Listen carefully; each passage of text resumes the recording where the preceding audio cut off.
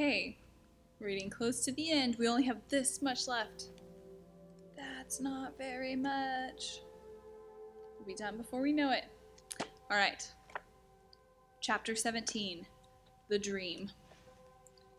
The splash of the incoming tide crashing against the rocks and sand worked like an alarm clock to awaken the family.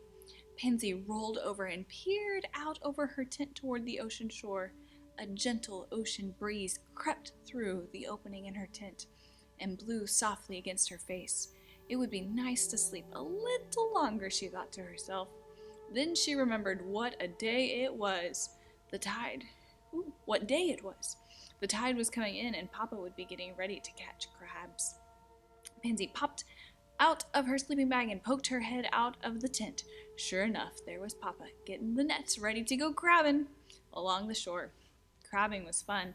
The little critters are easy to spot in the shallow waters. Sometimes you can catch them with your bare hands. But Pansy learned you have to be careful because crabs have very powerful claws that really hurt when they pinch. The nets make it easier. Papa was finishing up when Pansy walked out of the tent. Are you ready to go crabbing, Pansy? Asked Papa. Yes, Papa, answered Pansy. The sun was up just over the watery horizon, so it would be easy to see the crabs moving in the shallow waters. They had already found the best crabbing spot on the island, just a short walk from the campsite. It was a little place where the water spilled over onto the beach and made a little pool way back in the sand near the road when the tide was in.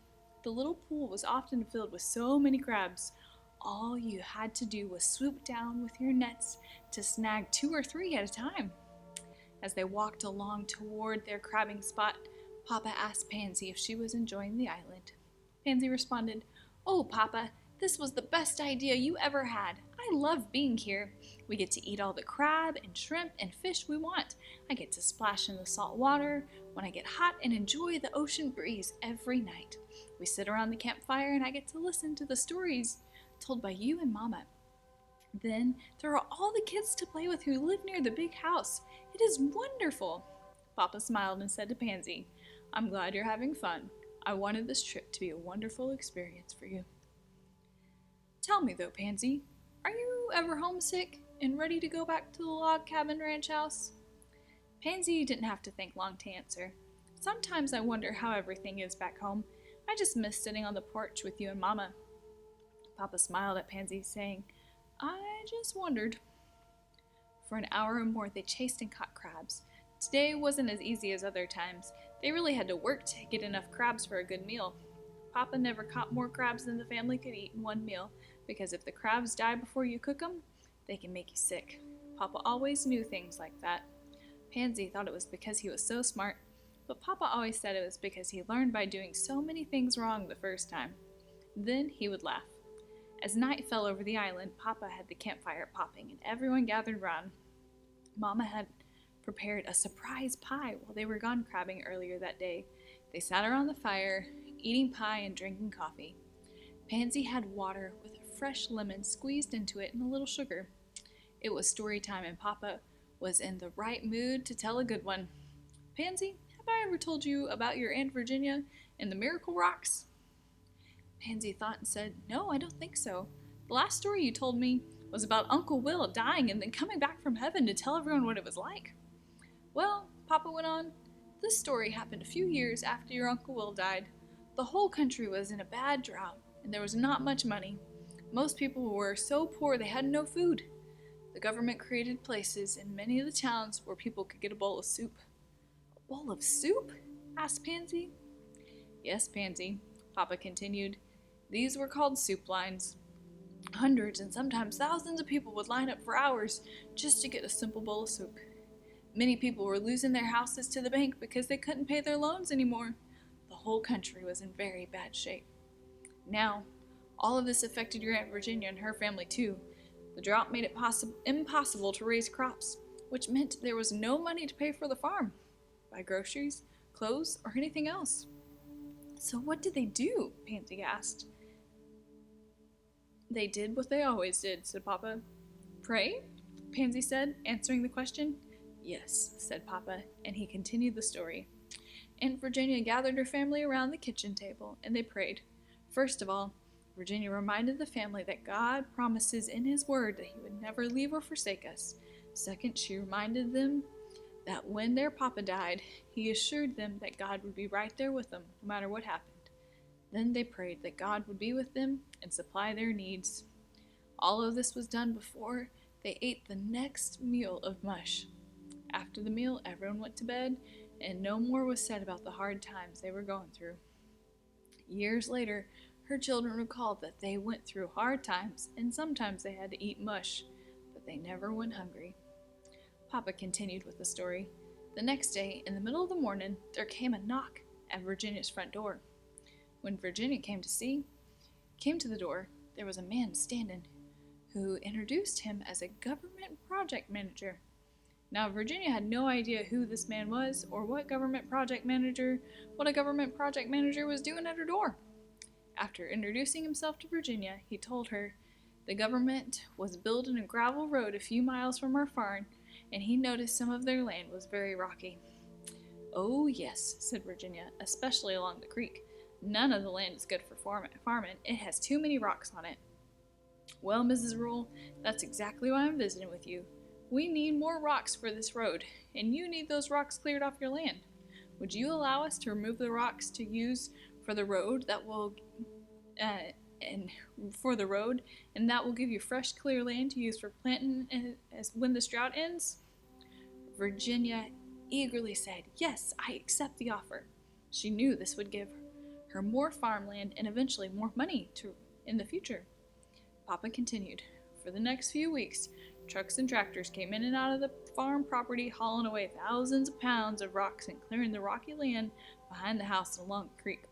Then one day, after several weeks, there was another knock on the door.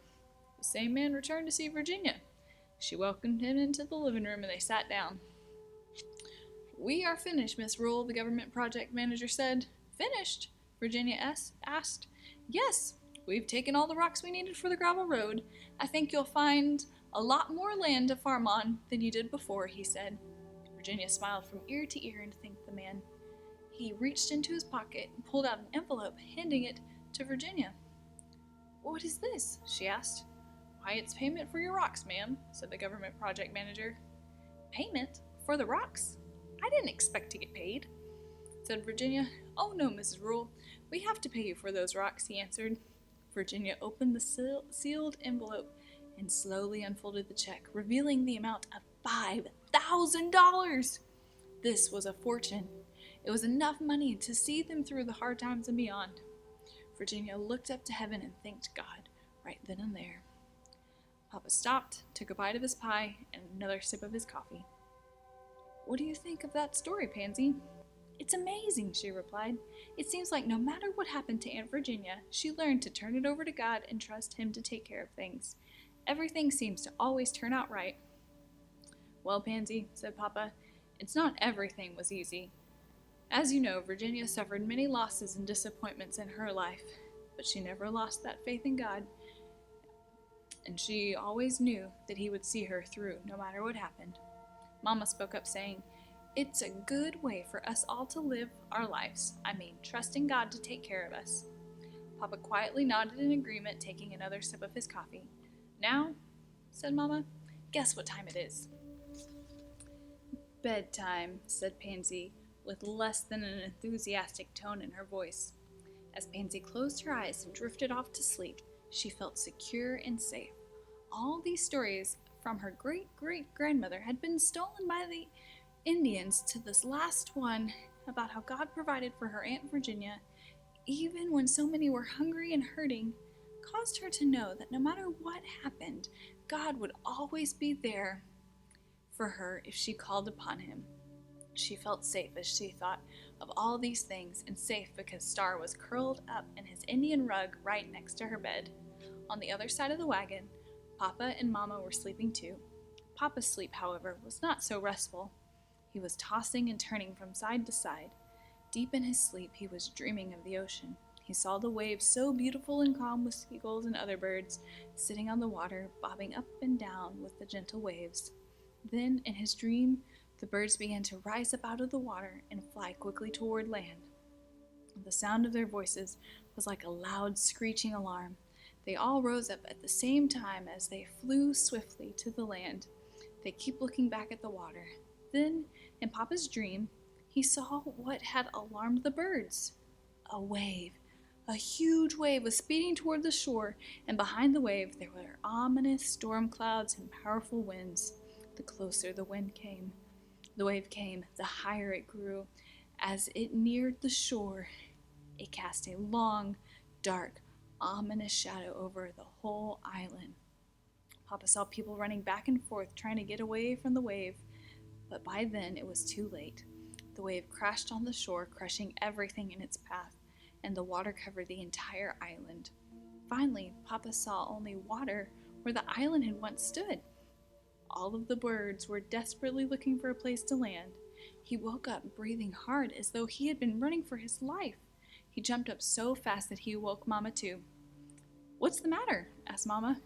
"We've got to leave," stated Papa. "We've got to leave right away. Something bad is coming to the island. Possibly a bad storm or something worse. First thing in the morning, we must pack up and head back home."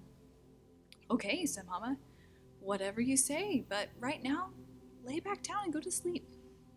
Papa lay down, but he could not sleep. He kept thinking about all those people helplessly drowning under the water in his dream. See you next time. Find out what's going to happen.